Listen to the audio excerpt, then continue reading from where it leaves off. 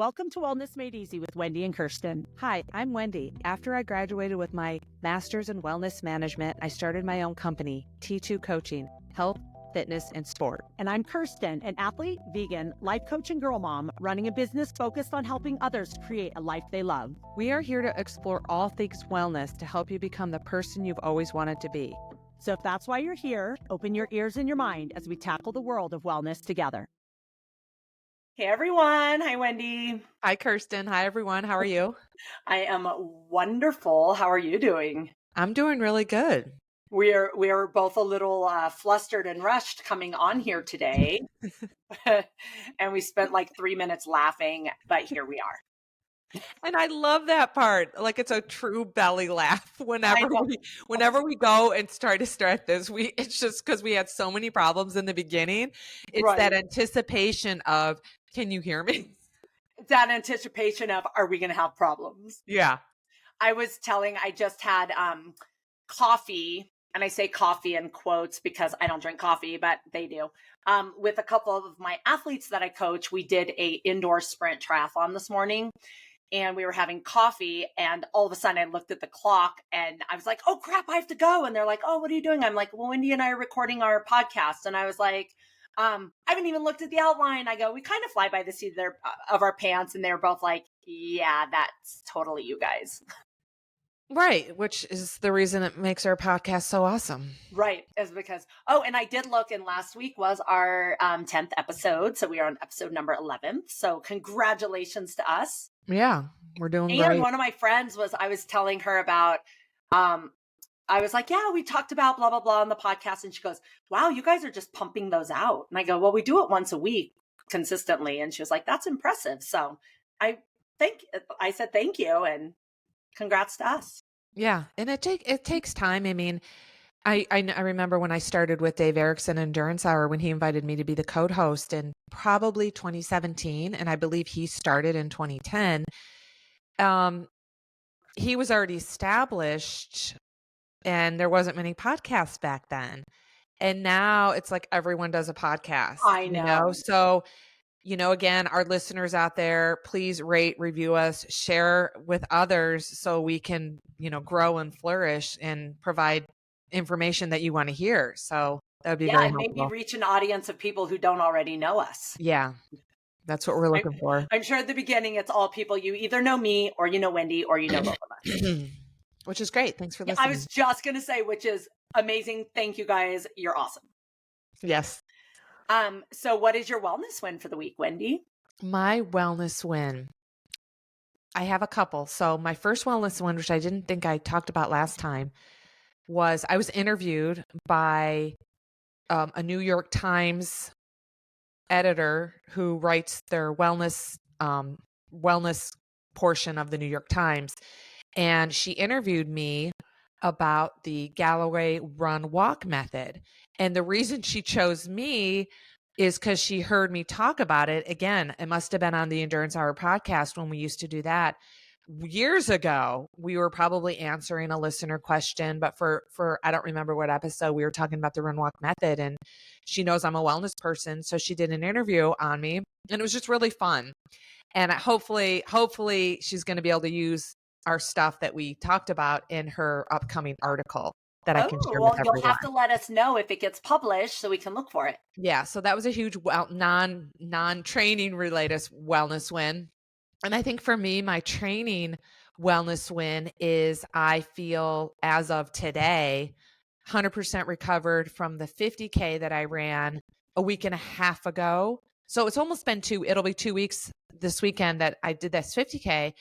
And, the first week I'm kind of like, and then going into this week, I'm like, I really shouldn't be recovered right now, but today I'm like, no, I think I'm there. So that just, again, reminds myself how good the nutrition and the sleeping is so important for recovery and just general well-being. So I'm feeling pretty good about that. Ooh, that's awesome. And that just made me think, I'm going to make a note. We should do a episode on how typically you feel going into a race and coming out of a race. Mm-hmm. Because I think if you, an endurance race or something that you've been training a lot for, because I feel like if you've never experienced it, you are going to think that you are doing something wrong or you shouldn't be feeling a certain way. Like during a taper, I feel horrible up to the race day. And people are like, oh, I'm tapering. I should have energy. I should feel good. And I would say for me and a lot of the athletes I coach, and, we can do an episode on this. I feel horrible until race day. And then I magically feel good. And then after a race, physically, mentally, and emotionally, especially if it's my A race, I feel, kind of depressed and kind of down and lethargic and low energy and just all different ways. And I think it'd be valuable to talk about that. So let's put that on our list. Yes. And I have a ton of things to say about that. And again, we're approaching the kickoff of Ironman, especially, I know Ironman, we do Ironman. We coach a lot of athletes doing Ironman, but Ironman North America events 70.3 start in March with Ironman Puerto Rico and then Oceanside 70.3 in early April. And then bam, like every weekend there's a race. So definitely I think it's a good up-to-date topic to discuss. I know I would love to share my post-Ironman depression syndrome that I majorly had in 1997 after my very first Ironman. And I like to share that story because, again, there was no coaching, there's no internet, there was no podcasts, you didn't know this stuff existed until you went through it. So I like to share those types of Okay, let's put it on our list in the next few weeks. Yeah. Cool. All right. So my wellness win, I had my solid wellness win, which was non-training related. But then today after my sprint try, I have a training related one too. So I spent last weekend in Las Vegas with my family, my brother, my sister, their spouses, and their kids, all my nieces and nephews. And my daughter and I road tripped. We drove out. It took 14 hours to get out there because it snowed the whole day going out, and then 12 hours to get home. And it was just a great experience and a good reminder that wellness, Wendy and I always say this, but a good reminder if this is your first time listening to us, wellness encompasses all the areas of our lives. And we did a whole podcast 2 weeks ago on relationships, and 100% I believe that that's just said you're recording. I'll continue on a new track, but I think that's fine. All right. Because I still see you. Our connection with others is a really big part of our wellness and affects our physical, mental, and emotional health. And it was just a really good experience. I did a really great job I did a gym day one day. I took my brother and his wife, and we went to Lifetime one day for a few hours. I did a run one day for an hour. So a good balance of spending time with the family, but also continuing to do a couple things that fill me up. So that was huge. And that was going to be my only wellness win. But today I did once a month. I've been doing this indoor sprint triathlon with a few of the clients I coach that are local. And I have not done any intensity since last month's. Like, all my workouts have been pretty like zone 2, zone 3, like nothing major. And I never know going into doing any sort of time trial or race, if I haven't done any intensity, I really don't know what my body's going to do. And amazingly enough, my overall time was I think 10 seconds faster than last month. And that's with just getting on the bike, spinning my legs. I actually have only run once. I'm not in the running mode. So I've been doing elliptical. I've been doing the step mill. I've been walking on the treadmill, doing everything but running. And I've only been swimming once a week at the most because of my tattoo. So the fact that it was the same, like 10 seconds faster, thrilled me. And it's a reminder how good it feels to push myself a little bit, because I get in this lazy mode of just doing like endurance, but I don't need to build my endurance. I've been doing endurance for 25 years.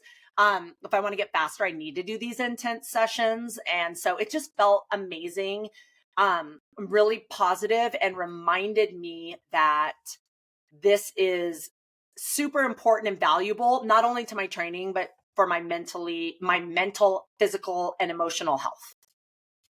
Yeah, because when you have that endorphin high from whatever you're doing, that's the mental health part of all this. I always tell athletes, especially this time of year, who have been, especially if they've been cooped up and training indoors, getting outdoors, vitamin D is the answer. You produce vitamin D when you get that sunlight. And vitamin D helps with mood and energy levels, as well as vitamin E, meaning vitamin endorphins. And so for those athletes who have seasonal depression disorder, who are just itching to get outside, I think it's just really important, if they're in these moods, but they don't know why, like negative moods. Right. First thing I tell them is you need those vitamin endorphins and you need the vitamin D now. Get out there and do something to get that, because it helps clear your brain fog. It helps that mental clarity. And again, that's a huge wellness win. When you're mentally sharp and you're mentally focused and you're just mentally there, that just kind of helps with all areas of wellness. Yeah, 100% agree.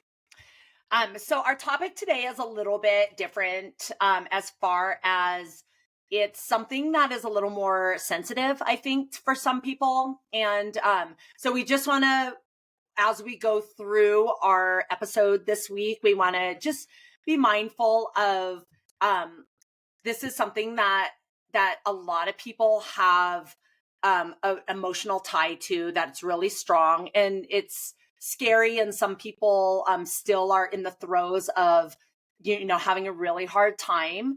And so just know that we want to educate people and kind of share our own experiences, so that if you are struggling, you know that you're not alone. And we want to talk about eating disorders. This week is National Eating Disorder Week. No, this week that we're recording, it's February 24th to March 2nd, I believe the week is. And Wendy actually has a lot of extensive knowledge. She did her thesis on eating disorders in athletes. And so she's going to talk a lot about that. And then we both are personally have struggled with some sort of eating disorder, which in my opinion, never really goes away. Even if you are not doing anything unhealthy, in my experience, it's a lifelong, I don't want to say struggle, because I don't like that word, but it's always in the back of my head. It's always on my mind. I'm just not actively pursuing it. Well, and again, saying the word struggles, we wouldn't have success if it wasn't for our struggles. I think all our struggles in life, for a lot of people, will either has led to success or will lead to success. So, don't feel like struggle in the moment is really difficult and it's really challenging, but just know futuristically, it's probably going to lead to some success with some sort of area of wellness in your life. Yeah. And I don't, and you could tell your story too, Wendy, about, why you got into all of this back in college, but I actually got my degree, my exercise and sports science, my nutrition. I pursued all that for myself because I wanted to learn how I could, and I'll be honest, I wasn't like, ooh, I want to be the healthiest I can be. I was 18. I was 17 when I started college. I always struggled with my weight. I struggled with my weight. I'm not saying I was heavy. In my mind, it was a struggle for me. I was heavier than I wanted to be. I didn't like my body. I wanted to figure out how I could lose weight or be thinner or like my body more. And that's what brought me into this, my major, my minor, and everything that I learned in college, which then turned into me working at gyms my entire life, becoming a swim coach, becoming a triathlon coach, and leads me to where I am now. So my reason I got into this field was because I wanted to figure out how I could change my body so I liked it more. And it's not all going to happen. It's a lot of head stuff. It's a lot of mental, emotional stuff. But in the process, you're right, 100%. The struggle of that in my life that I had been having since I was a kid has brought me to where I am in my profession, which is exactly where I love to be, I'm meant to be, and I do a lot of good. Yeah. So let me jump into my story. So my undergraduate degree is math education, and I got, excuse me, and I was a swimmer in college. And after my freshman year, my swim coach said, I don't know how she said it, but she's like, lose 5-10 pounds over the summer. Well, it happened that summer I had major surgery. I had my ovary removed. I had some complications. And back then they actually cut you open. So we're thinking, I don't know, I'm thinking 1992, 1991, 1992. And so just due to surgery, I had lost the 5 to 10 pounds because after surgery, I was really bloated. I really didn't have an appetite for weeks, months. And so I came back my sophomore year thinner. Everyone's telling me, you look great. You look great. Oh, good job. You lost the weight. And I didn't try to do it. It's just something that happened. And at the same time, I started multi-sport. And so during my swimming off season, I was running and biking and doing a lot of activity because I found multi-sport. And so the thoughts and the people telling me how good I look, I'm thinner. If I look good now, well, I guess I don't know if this was what I was thinking. If I look good now, 10 pounds lighter than I was, I'll look better. Maybe if I'm thinner. And again, I don't know if that's the exact reason because I didn't have a full-blown eating disorder. So let me jump into that a second. When you're thinking eating disorder, the eating disorders, there's types of eating disorders. There's anorexia nervosa, there's bulimia nervosa, there's binge eating disorder, there's restrictive food intake disorder, there's orthorexia. And I feel like I had more of the disordered eating, not necessarily full-blown medical eating disorder, where it's just irregular eating behaviors. And I was very conscious of how much I was consuming, and I was very conscious of the macronutrient density and just how much I was consuming because I wanted to be light. Doing triathlon helped me lose more weight because I became a runner and a cyclist. And and it almost cost me my swimming scholarship. By my junior year, my swim coach actually threatened me with my scholarship because my performance in swimming tanked big time. My performance in triathlon was awesome, but my performance in swimming tanked big time. So that was like the thing. So I had this disordered eating for maybe 2 years, but the threat of the scholarship, like, mentally, like, I'm like, what am I doing? This is serious. And I started taking weight gainers, and I went from I got as low as 105 pounds, and I got back up to 120 pounds my senior year, which is still very light for being 5'7".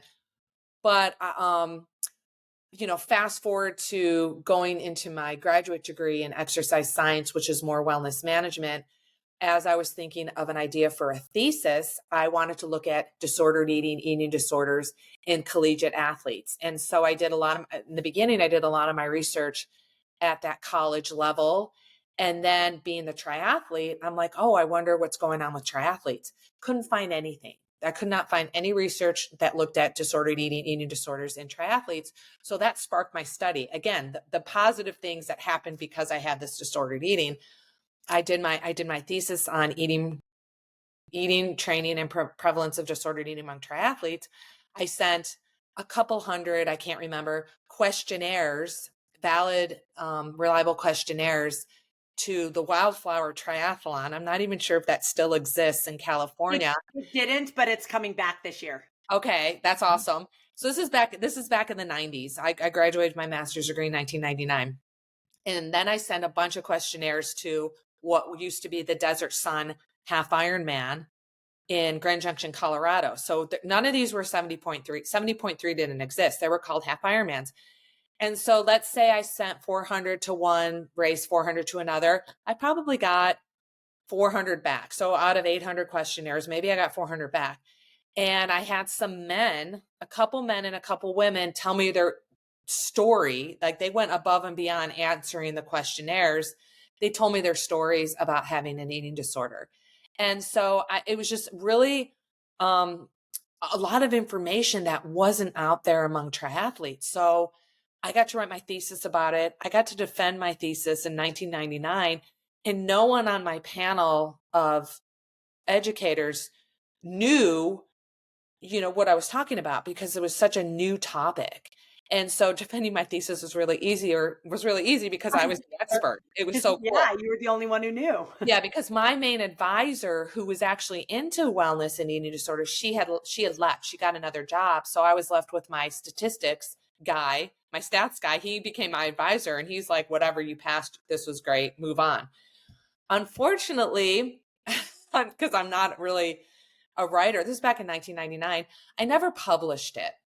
And I recently did a Chat GPT question about looking for research on eating disorders, disordered eating among triathletes in the 90s. They couldn't find anything. I think the first study I found was 2002. I'm like, damn it, I need to publish this, Right. because I think right now with Red S, which is relative, so part of the big eating disorders back in the 90s, early 2000s was the female athlete triad. And so now it's Red S, and I'm spacing what Red S actually stands for: relative energy deficiency syndrome, which is similar to the female athlete triad. And I think now it's just athletes know more about it. And I think someone could look at my thesis and my study and take it and expand and continue doing research among triathletes.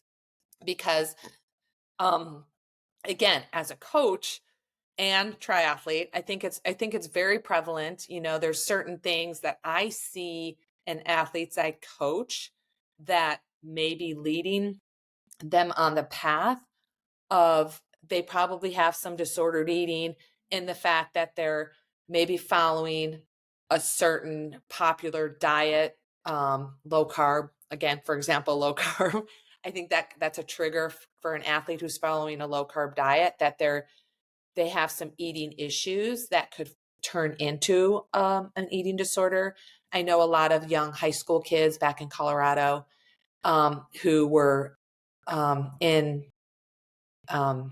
they had to be hospitalized because of their eating disorder, and they got to be like 80 pounds, and they're 5'5", 80 pounds.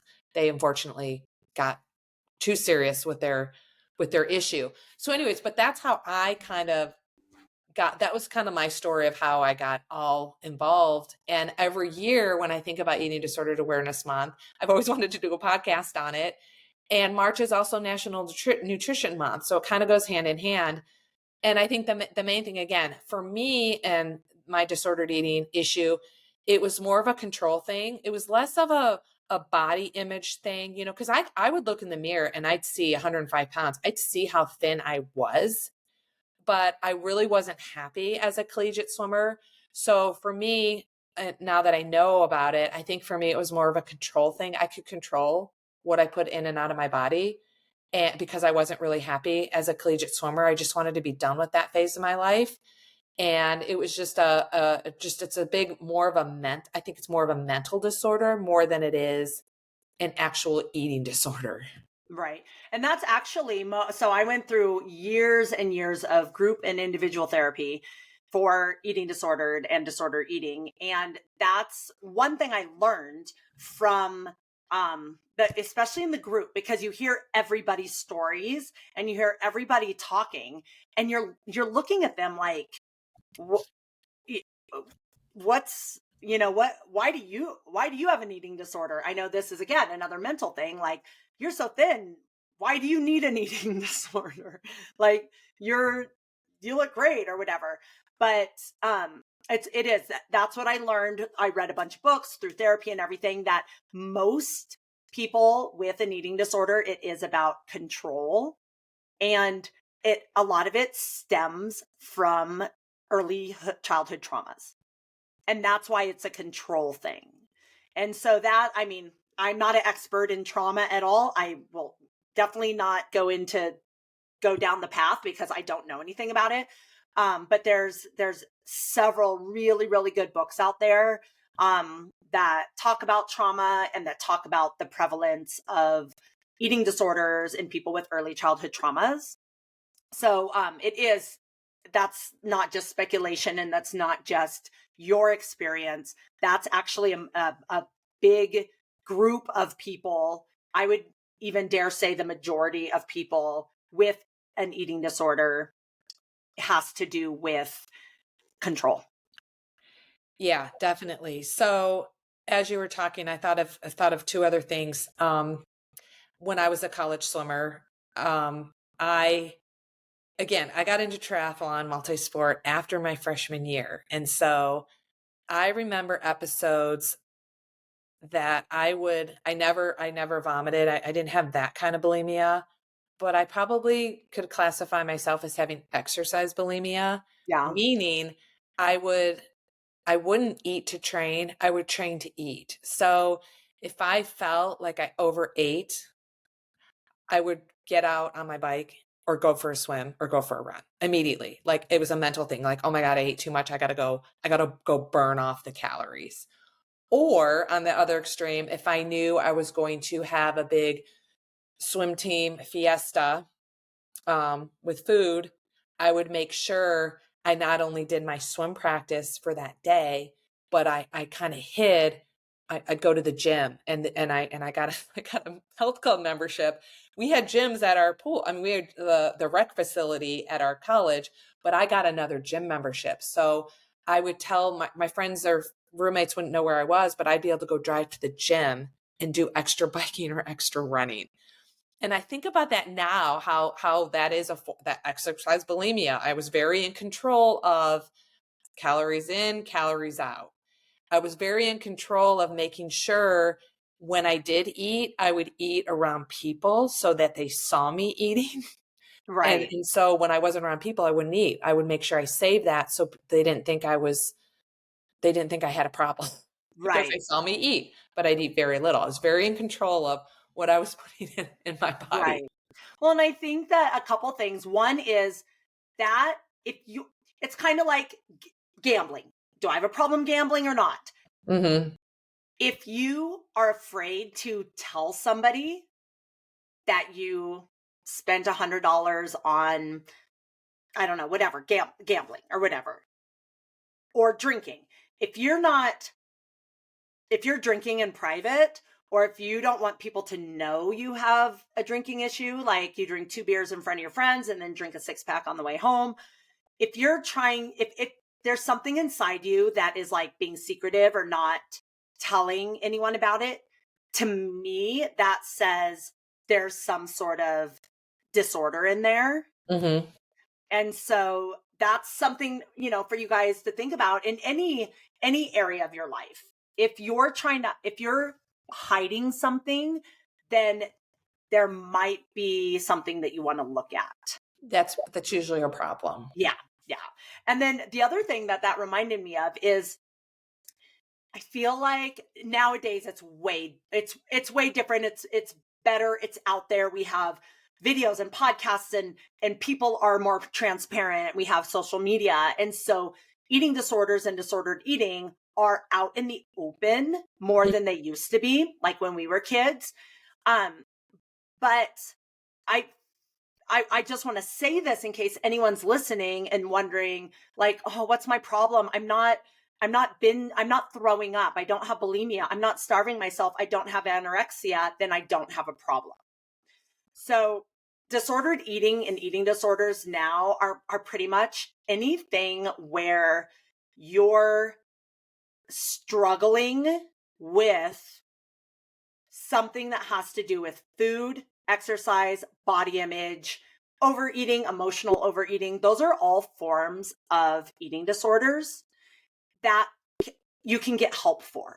So if you're thinking like, oh, I struggle because I count my calories and then I do my exercise and I count my calories and I do my exercise and all I think about is food and exercise all the time and it's giving me a headache and I'm exhausted. That's an eating disorder, and talking to a professional would be a great place to start. I think that when Wendy and I were in college, the only people that we considered that had an eating disorder were people who were either binging and purging or starving themselves. That's it. If you didn't fall into those things, you were fine. You didn't have a disorder. You were just left alone to struggle with exercise bulimia. Preoccupation with food. If you have any sort of preoccupation with food, you don't have an eating disorder, but you have disordered eating. Yes. We need food to survive. It's just something that we can't live without.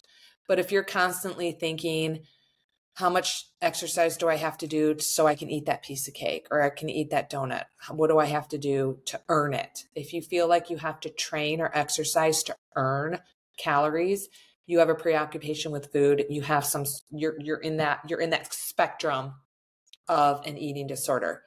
My college roommate, she had very bad bulimia. Oh my God. Whenever we would see her gorge herself and then she'd always go to the bathroom.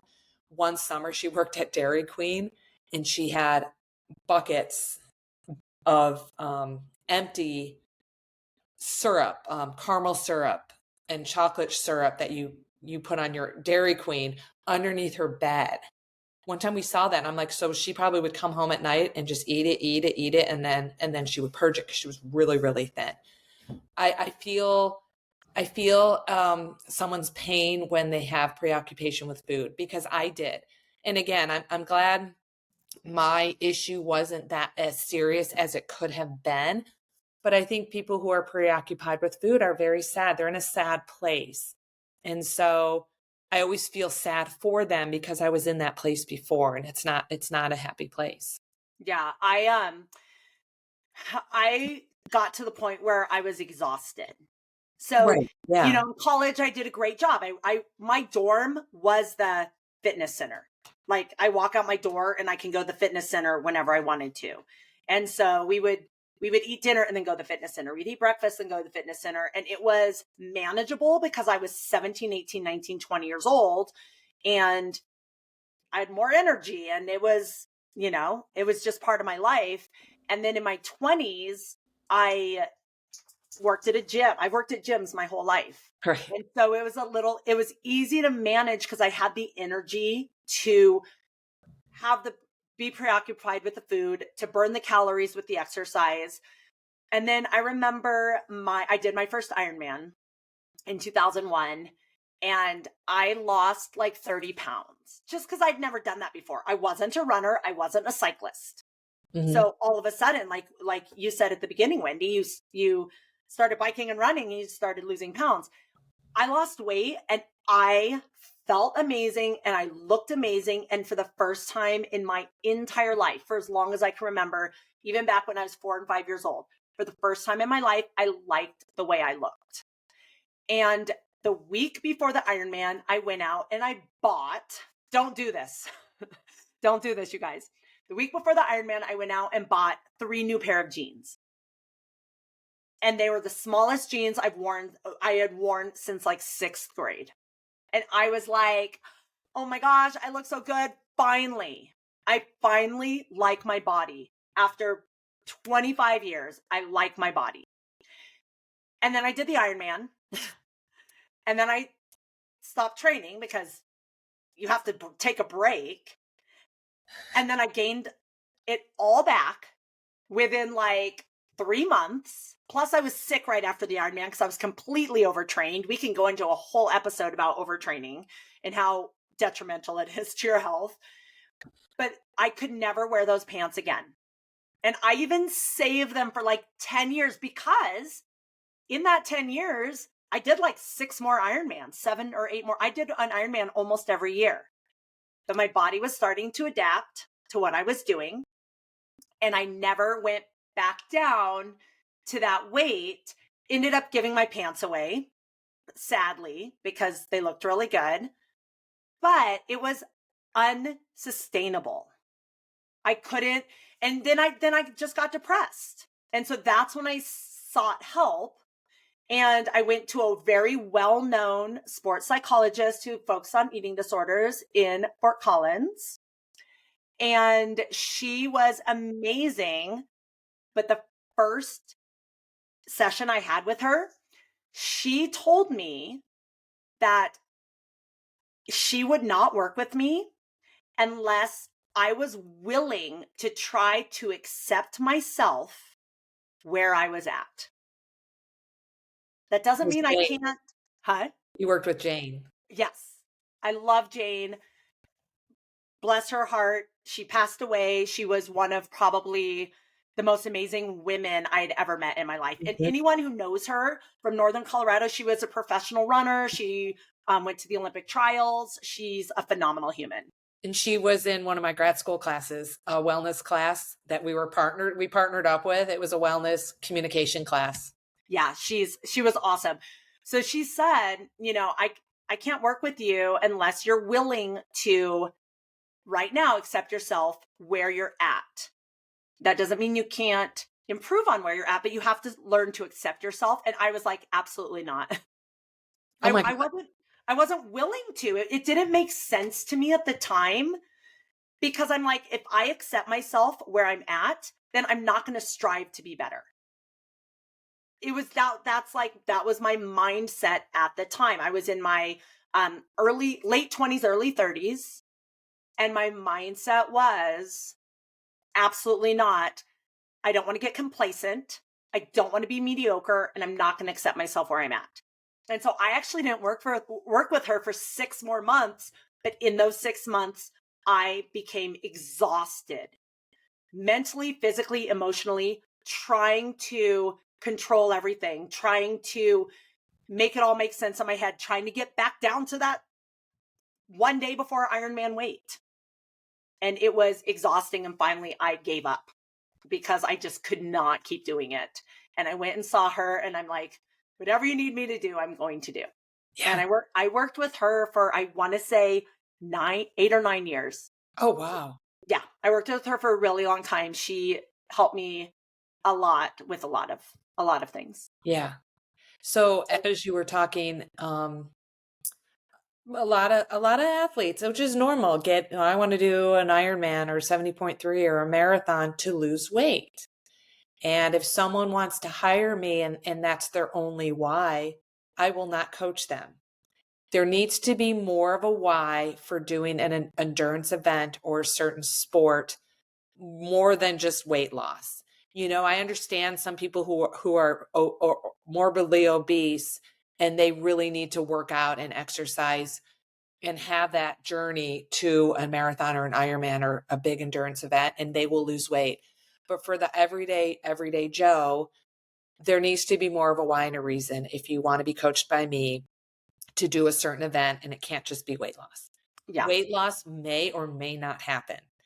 Generally speaking, because of the fueling that's required for an Ironman marathon to be able to perform and get through it, it may not lead to any weight loss, and that's fine. We'll work on this. You don't have to do a marathon or an Ironman to lose weight at all. So again, going back to your story, I will not work with an athlete if that's their only why. Yeah, right. And we actually talked about this on another episode. I think it might have been our nutrition or one of the listener questions, that if you are wanting to lose weight, if you're planning on training for an Ironman or an ultra or some endurance event, you should work on that nutrition, weight loss before. Yeah. Because once you start training, it's not going to happen. It rarely happens. I mean, it happens, but like Wendy said, it could or couldn't happen. Mm-hmm. So yeah, having more of a why. The other thing, and again, this is a whole nother episode, is if you're doing an endurance event and you don't have a strong why, and weight loss for most people, they think is a strong why because it's consumes them because of the messages from the media and the outside impact.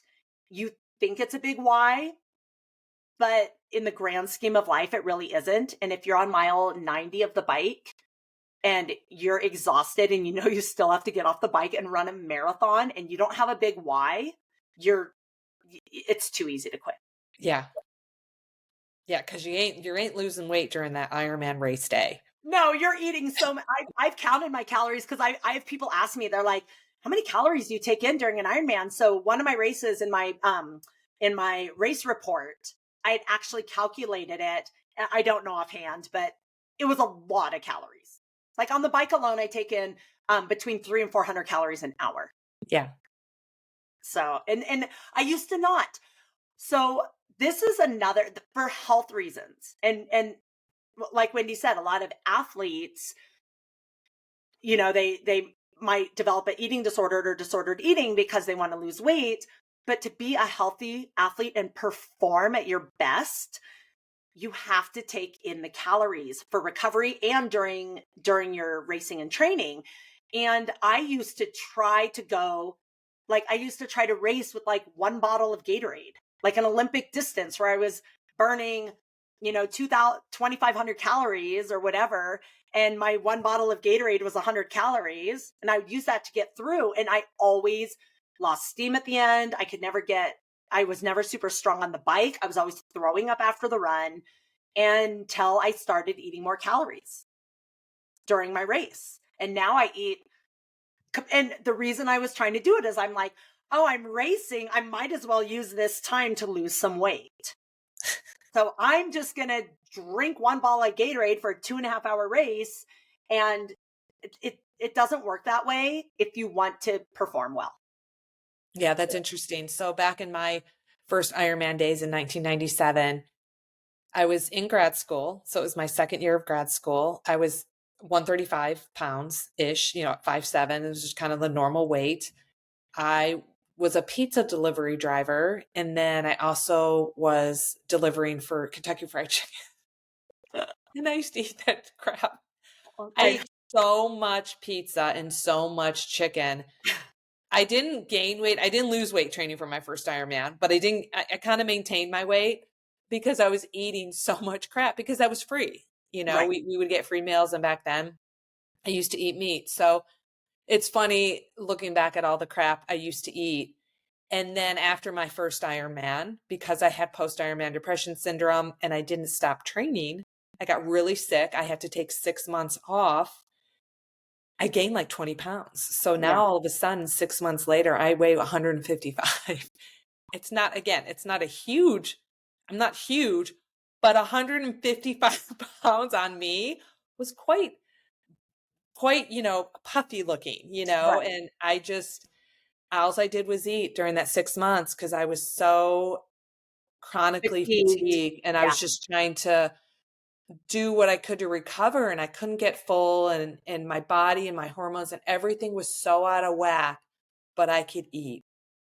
And so I remember, like 6 months later getting back and training again. So now we're back into 1998.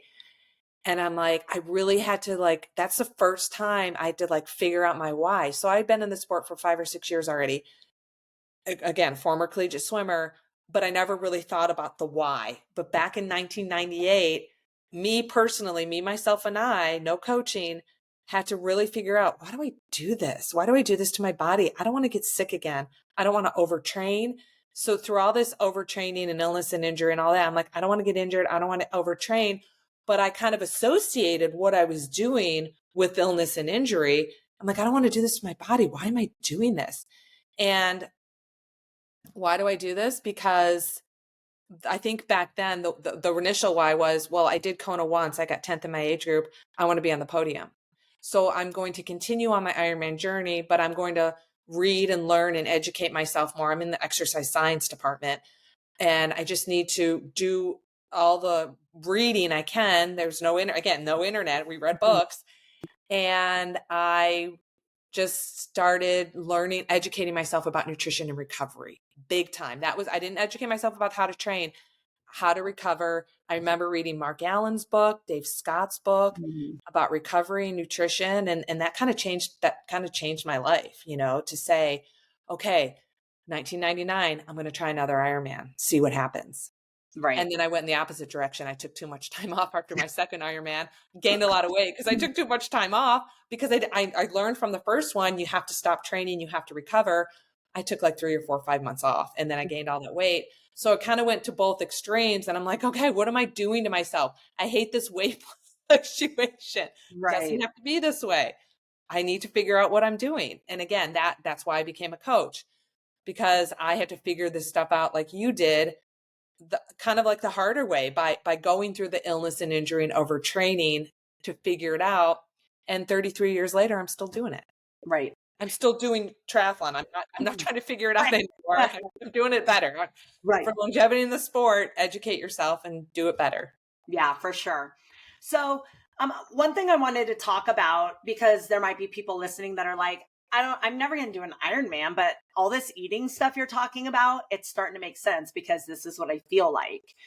And I don't want to talk about like tricks and tools and how to like get through each day, because that's something that you can develop with a therapist or a group. I highly recommend, if you are feeling any of these things, if any of this sounds familiar, especially the just constant thinking about either food or your body or your weight, or anything that sounds like anything that exhausts you mentally, physically, or emotionally, I feel like is in that disorder spectrum. And definitely talk to a therapist, talk to somebody about it. You could even find like free online groups. You could even, the Overeaters Anonymous is just like Alcoholics Anonymous. They follow a 12-step program. They have like online, like telephone meetings. Like there's a lot of resources that are free if you're thinking like, oh, I don't have access to therapy. And there's definitely free resources. And then with social media and online groups, there's free, even just to support groups with people you don't know, that you can just kind of know that you're not alone.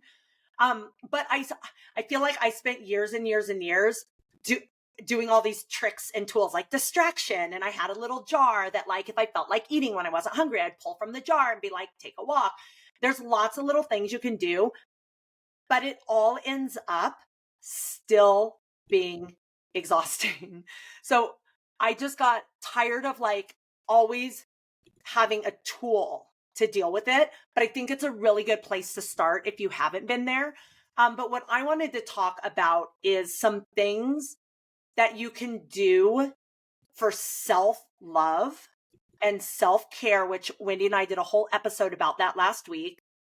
Because honestly, taking care of yourself, doing unhealthy things to eat less, exercise more. We both talked about some of the unhealthy things we've done around disordered eating are unhealthy physically, mentally, and emotionally.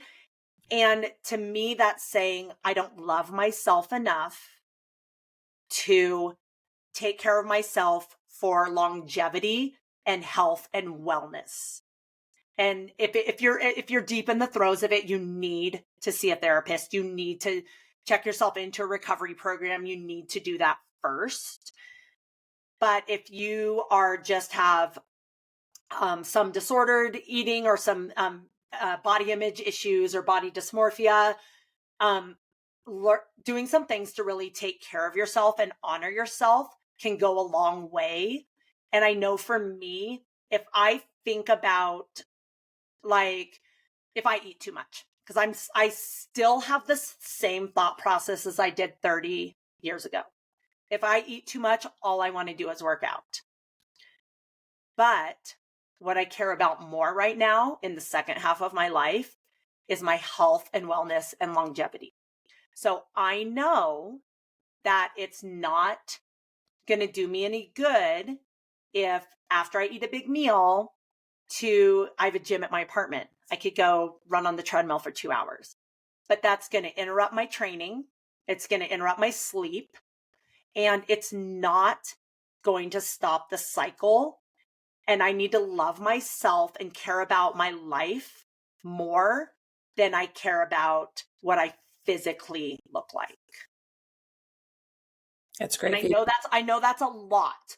Like, you're like, oh, it's easy to say. It's easy to say. It is.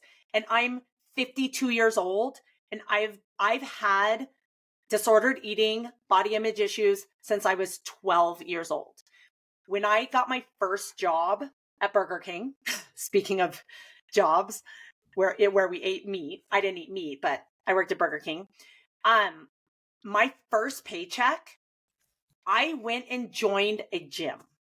When I was 13, my first paycheck, my mom took me to Mademoiselle. It was an all women's membership gym as a franchise.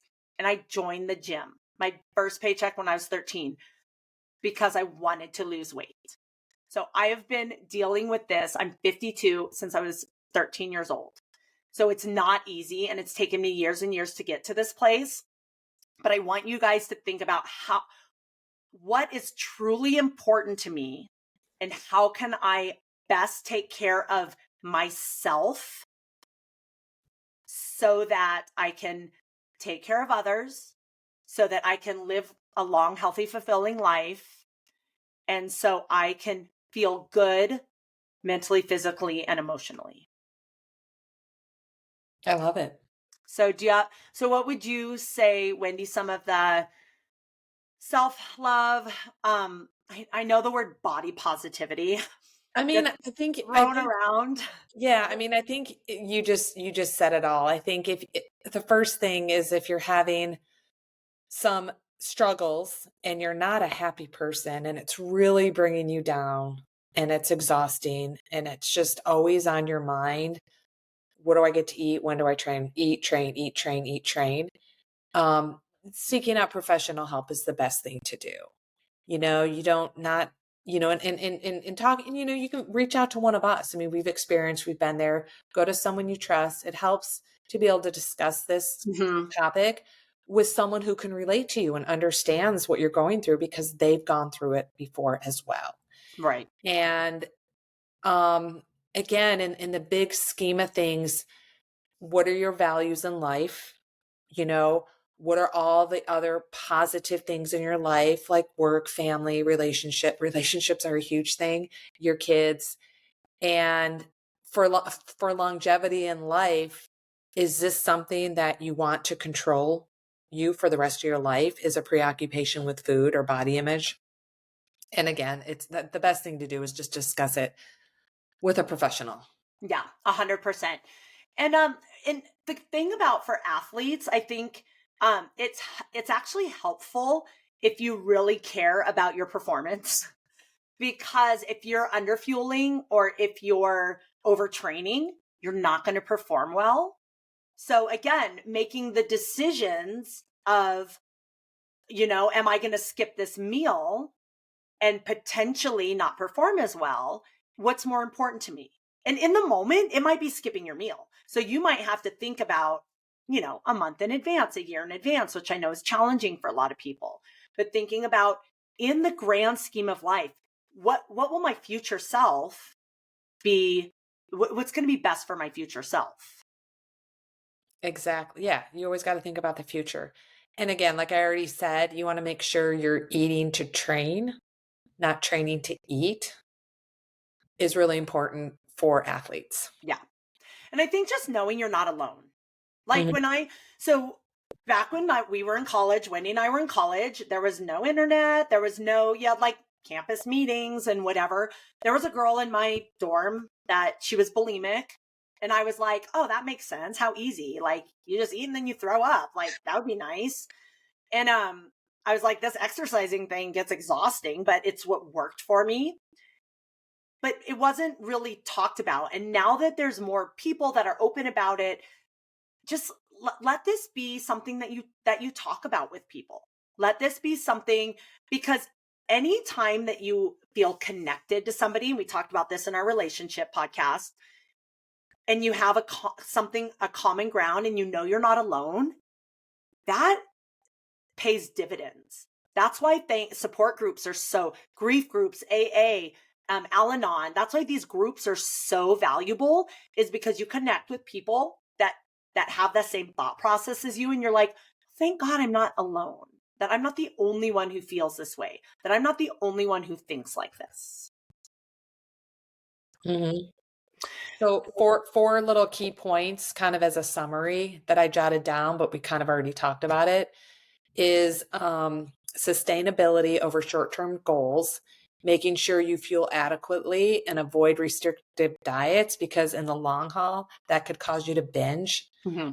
You know, we've all had those moments where we were I'm busy not all gonna eat, day. I'm not gonna eat, I'm not gonna eat. I'm not going to eat. I forgot to eat. I'm like, how could you forget to eat? When someone tells me they forget to eat, I call their bluff. I'm like, you did not forget to eat. You did that intentionally. Make sure you're listening to your body, recognize signs of hunger, making sure you need to think about the best way to recover is to immediately fuel after a long or intense workout, because that's only going to help your performance. And if you value your performance, it's a no-brainer. Be flexible on your fueling strategies, finding what works for you, whether it's a popular labeled diet or intuitive eating, whatever the case may be. Find something that's going to work for you and help you sustainability for the long haul. And like we already said, seeking out community support is probably the biggest thing that's going to help you. Yeah. I have a couple resources. The National Eating Disorder, wait, that's the week. Eating Disorder, what is it called? It's the NEDA, National Eating Disorder Association, NEDA, Mm-hmm. NEDA. So National Eating Disorder Association, it's a organization, and they have unlimited resources. They have so many resources on their website. So it's the NEDA, NEDA website. Definitely check there, because they're going to have a lot of low cost and free resources. If you're sitting there thinking like, oh, therapy would be nice, but I can't afford it. There's lots of free resources there. And I just wanted to share my 3 favorite books. So I probably read in that 10-year journey, 100 books. I read so many books because I felt like I was alone. And if you're older and you're like, oh my God, this is ridiculous, just know you're not alone. There was a while that I quit. I was in a support group, and it was in Fort Collins. Granted, it's a college town. It was me and like 10 college girls. And I was like in my 40s. I think I was like early 40s or late 30s, early 40s at the time. And I'm like, what is wrong with me? Like, why am I still dealing with this and still feeling this way after all this time? Isn't this like a teenager disorder? Mm-hmm. And it's not. And for me, it's still in my mind. I still have the urge to try not to eat as much or to exercise when I eat too much. I have these urges, but I've found something more important within me that keeps me from acting on them. Mm-hmm. And I think that that's kind of like, I'm not an alcoholic. I don't drink. I've drinking once in my whole life, but I feel like an alcoholic, most people, they want to keep drinking, right? They're an alcoholic. They want to have a drink, but they don't have a drink. And they might forever wish they could have a drink, but they don't. And that's what I feel like for me, my eating disorder, disordered eating, all that stuff, my body dysmorphia, all that stuff. I feel like I always have it in my head, and it's still more exhausting and it takes up more space than I want it to, but I'm not going to act on it because my values have changed. And so if you're older and you're thinking, oh, isn't this a teenager thing? You're not alone, I promise. No. But my 3 favorite books that I read that have stayed with me over the years, number 1 is called When Food is Love. And it's by Janine Roth. And Wendy mentioned intuitive eating. And this is someone who struggled with eating her whole life. And as an adult, she started a movement called intuitive eating. So her name is Janine Roth. She has probably 20 books, but When Food is Love, I think, was her first book. And it kind of talks about how we use food to fill some place where we feel empty. My second favorite one is called Eating in the Light of the Moon. And it's stories. And at first I was like, this book is going to be ridiculous because it's stories, and I don't like stories. I don't like fiction. I don't like anything like that. But this book moved me. And I even got a tattoo, this labyrinth, because of that book. So it's a really powerful book called Eating in the Light of the Moon. And then the third one is called Shades of Hope. And I can't think of who the authors are. The Eating in the Light of the Moon is like multiple writers, but Shades of Hope, I can't remember. But it was very impactful for me as well. So I'm sure there's so many amazing books. If you guys have read books that have helped you with this, let us know. Put it in the comments so that other people can get those resources and start working on healing this within themselves. Thank you for sharing. You're welcome. Do you have any listener questions, Wendy? I have a listener question. Kind of goes in with the topic. This particular person is a male, and he was asking about race weight and what my thoughts are on a particular race weight. And to keep my answer simple, is your race weight is whatever weight you are when you're racing. More or less. I know, again, people can have an obsession with trying to get to that race weight. And this athlete is only into his second year. So, we don't really have any, data to say where his best performances have been and if your best performance was at a particular race weight or not. In 2008, my best performance ever, winning the Ironman World Championship as an amateur, I was vegan. That's when I started the vegan journey for 3 months leading up to that race, because I wanted to be at a certain, I didn't know I was get to the weight I was, but I did want to drop 5 more pounds. And the only way I knew I would drop 5 more pounds is if I cut out Starbucks pastries. I was eating a lot of Starbucks. And I'm like, okay, let's cut out. I was close to vegan. I had feta cheese, Greek yogurt. I didn't really eat any meat at that time, but I needed to cut out cheese and dairy. So I just had mentally had to say, if I make the choice to cut out some dairy, again, this is part of disordered eating, I won't be eating those Starbucks pastries. I couldn't just say I don't want to eat a pastry. I had to cut out a food group. And the weight just started melting off my body. But I also had a part-time job, and I had all the time in the world to train. Yeah, So, exactly. What was the reason? And I had the best performance of my life. Yeah. After that year, I gained a pound every week for 12 weeks after that Ironman. And I was still vegan, but I was still kind of more of a junk food vegan. And the next year, 2009, I thought I had to get back down to that race weight that I was in 2008, because I thought that was the key to my performance. And I did it again, 3 months leading up to I was kind of like doing it too quickly, too fast, because all of a sudden I'm like 2 or 3 months out and I'm like, I was 6 pounds heavier than I was in 2008. So I did it probably the wrong way. I tried to get down to that race weight. I didn't get down to the race weight I was in 2008, but I probably lost 4 more pounds, and it was a lot of muscle. I had the worst performance I've ever had. And I just think I lost a lot of strength and muscle because I tried to lose weight the wrong way. And so I have issues with people trying to make a race weight, because that really is really doesn't matter what your race weight is. What matters is that you follow a progressive training plan. You understand the plan, you understand the details, you understand the intention. You try to execute to the best of your ability your training plan that's going to lead to the performance that you're going to attain. You perform, you learn from it, you change some things, some zones, some endurance, some tempo, you change some things, and then you try to perform better in the next race.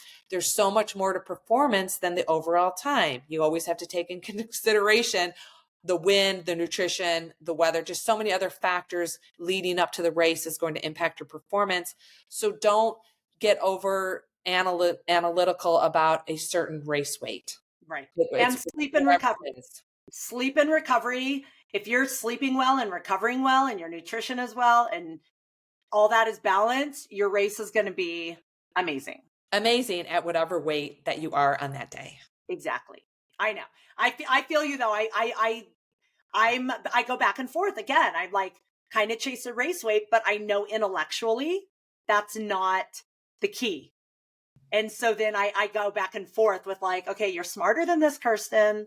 It's something like subconsciously and emotional inside me that wants to attain this race weight, but intellectually I know that it's not a thing. All right, here's my question. Is it possible I'm doing too much strength training? I'm still gaining. And then she said she's up 19 pounds since last August. So in 6 months, she's gained 19 pounds. She strength trains. I strength train 3 times a week for an hour at 80%. So I did ask her a few more questions because if somebody asks me this, I'm going to ask them what their goals are. Like I know because I coach her. She's training for a 70.3, her first one. But what's more important to you? Do you love strength training? Is the strength training, when you say, is it too much? Is it affecting your other workouts? What's your priority? Those are the things that I asked her. And I haven't got a response because this was just like, I think yesterday or the day before she asked me, but I thought it would be valuable just to kind of, mention, because as a personal trainer, I know a lot of people who start training really hard and they gain weight and they're like, oh, it's okay, I've gained muscle. It could be muscle, but it could also be, if you gain muscle, your muscles retain water. It could be other things. I 100%, if this is you right now, if you're like, I've been lifting weights and I'm gaining weight, if you're not wanting to gain weight and it's not getting in the way of your training, get a body fat test, because that will tell you if you're gaining muscle or gaining fat. And if you love doing it, do it. To me, the only way you're training weightlifting too much is if it's affecting your endurance training, if that's your priority. If your priority is strength, you can train 7 days a week. Let me jump in there. So when an athlete asks that, like just the fact that this athlete asked, am I strength training too much because I gained 19 pounds? She's worried, oh my God, I've gained 19 pounds. Is it because I'm strength training too much? And I would also consider saying, okay, talk about the goals, talk about the worries. Why are you asking the question? Because again, Right. Of course, if you love to strength train 3 days a week, don't stop. Don't let it get in the way of anything else in your life if it's something you enjoy doing. And if you're worried about a body composition thing, again, there's a little preoccupation with food maybe. Get the body fat test, know how much lean muscle you have. Hopefully she's had one before, so she knows what that 19 Compare. pounds is. Look at, are you lifting to build mass? I mean, there's a certain protocol that you have to follow. You have to eat more and you have to lift a certain amount of weight to gain weight. 19 pounds is a lot to me. So I think there could be a little dietary analysis that also should go on with this athlete if she's concerned for any reason about where this 19 pounds is muscle or, or body fat. So yeah, there's a lot going on there. Yeah. And if you're, so what I learned that if you're trying to build muscle and you're lifting heavy and fueling for building muscle, on average, you can build between 1 to 2 pounds of muscle a month. Mm-hmm. That's if you're actively trying to build muscle and fueling for that. So 19 pounds in 6 months probably is not all muscle. Right.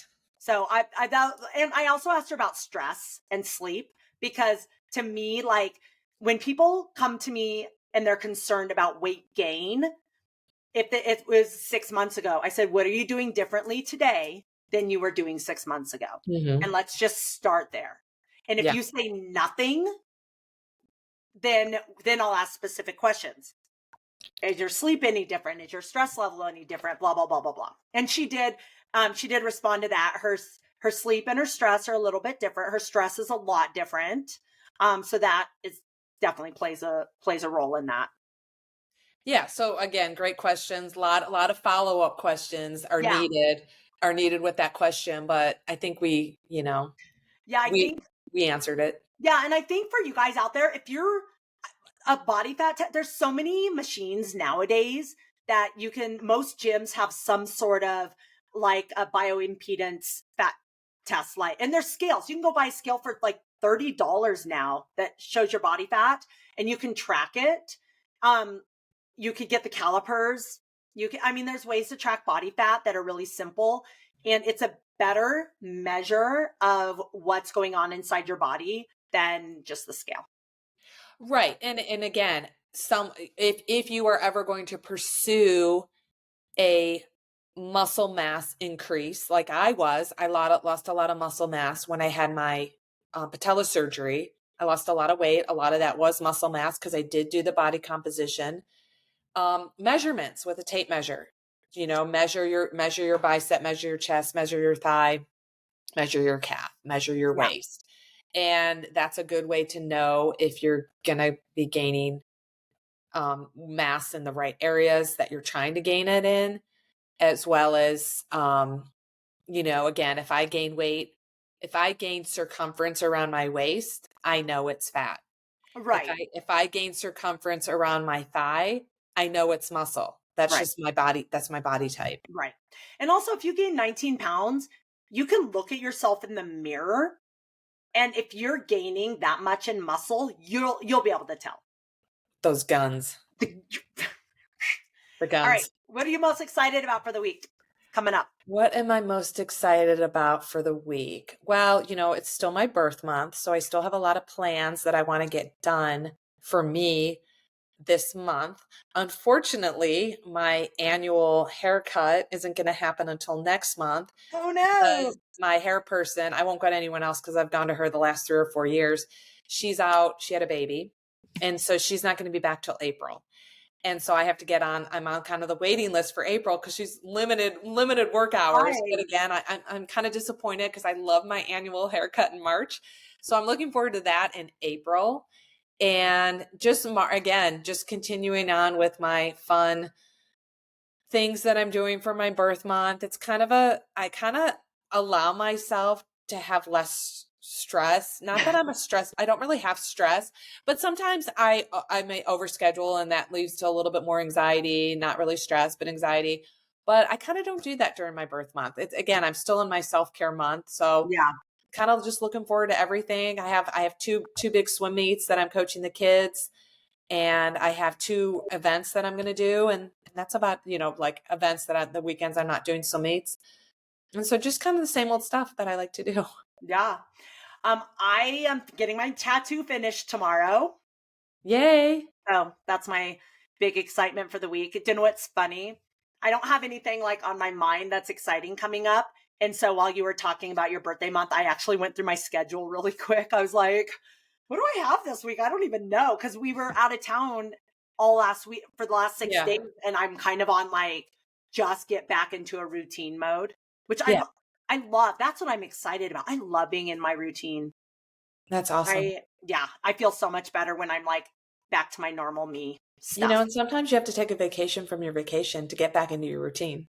Exactly. Yeah. Luckily, my daughter's dad offered to take her the night after we got back. And it's normally my night with her. And I was like, yes, please.